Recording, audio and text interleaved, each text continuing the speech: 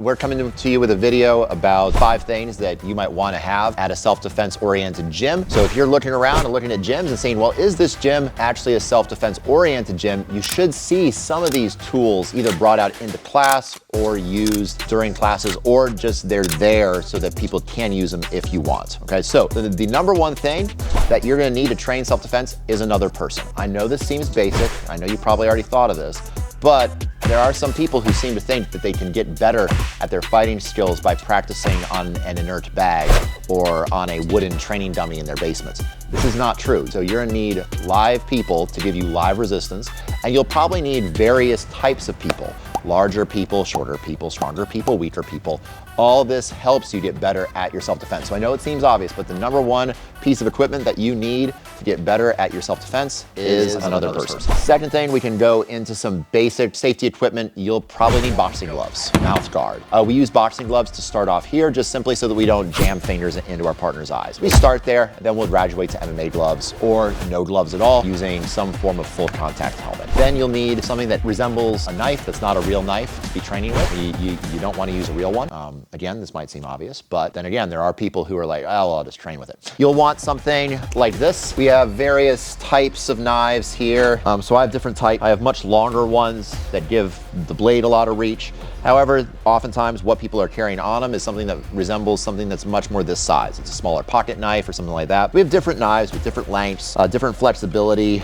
These ones are just generic Amazon brand, and this one is made by Clanton Combatives, so shout out to Clanton. He made some really, really good stuff along with like rubber phones, that AR that I have up on the wall. So he does good work with his rubber stuff. So I like the size, and they're high quality, and they're very bendy. If you do get hit, well, they bend and then you don't get smashed and have your ribs all bruised up. There's 2 other ones that I would highly recommend is some sort of escalation off of these once you get more advanced. I have beep knives, ones that where you press the blade, it goes beep and lights up. These are really, really cool tools to really start to get into your mind when you're being hit and to deal with that problem. And then as a final kind of full escalation of force is useful to have, but not the most useful training tool, is something like a shock knife. These you can find on Amazon. They're like 80 bucks, they light up.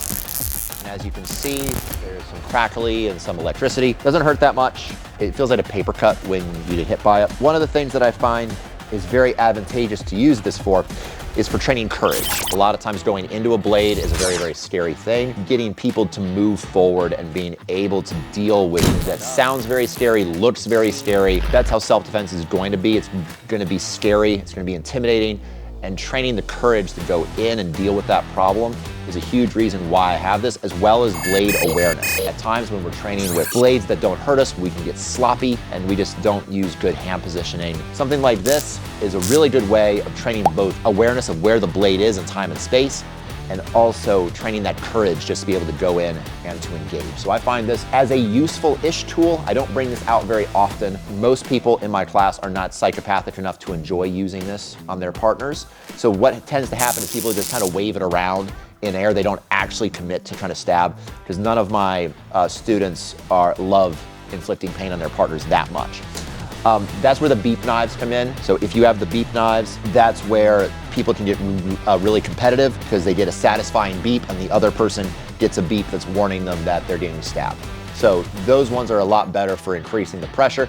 This is just more about courage and blade awareness. So people are like, oh, you train with a shock knife, it's so badass. It's like, no. Not really. It's really not useful for too much besides that. Then we go on to pistols. Some good stuff to have for dealing with disarms. There's gonna be pistols of different lengths and types. Notice on almost all of mine, the trigger guards are missing, or we have it circumcised here. Whenever we're dealing with any sort of disarm, pushing through, blasting through, that doesn't get caught with this sort of pistol. And it gets caught, can snap fingers. These ones still have it, but as you can see, it's very, very bendy, very, very flexy. These are Clanton Combatives ones. These are TAC. There's also a really good company as well, TAK, TAC knives. They sell the beep knives as well as these pistols. I really do like how these feel, and they're soft foam, so you can impact you want to train interacting with them as well. Then I just have generic Amazon brand ones. Tips come off too easily, and they're pretty easy to just cut the trigger guards off, but these are pretty good. They have stiff barrels. All these are pretty stiff, so it's hard to bend them, which is what you want when you're dealing with gun takeaways. Then as an escalation and as a target marking, we can go up to something like a SIRT pistol, so something that fires a laser out in front of it. So as you can see, there's kind of like a laser dot that will appear. These are really, really helpful for doing gun disarms and seeing if the actual laser touches any part on your partner's body. However, be cautious. I don't use them pointing at people's eyes and faces. I don't want them to get accidental LASIK. Make sure that you're just using it on the body, not on the face and on the head. These are awesome tools to have to make sure that people are clearing the line of fire as we're working. Moving up, we have airsoft pistols. Airsoft pistols are really, really good to have. Obviously, everyone in your vicinity will need to be wearing eye goggles and safety protection as you're using these. And I don't like just like safety goggles. When I'm training with these, I like to wear something. Both of these are helmets made by Redbeard Combatives. I have kind of a standard one, and then I have a ShivWorks specific one. So both these are really awesome. As you can see, they have full plastic face shields and mesh, because getting shot in the lip by airsoft and the teeth is not a fun experience. I would highly advocate for some sort of full face shield. And you can also strike MMA gloves and open hands inside of these head pieces, and they do really, really well for that as well. So you can throw light elbows and make contact, stuff like that. If you're gonna do airsoft, I would highly recommend you at least having a set of these. This is kind of some of the gear that you'll probably want to do if you're more interested in training for self-defense. We also have rubber bottles, bats, things like that we can train with as well to emulate more blunt force objects. But we'll save that for another video. This is David. I'm the owner and the head coach here at Katalyst Krav Maga. I hope you found this video helpful. What's the word? Subscribe. There we go. Please subscribe to the YouTube channel, and we'll go from here. Awesome.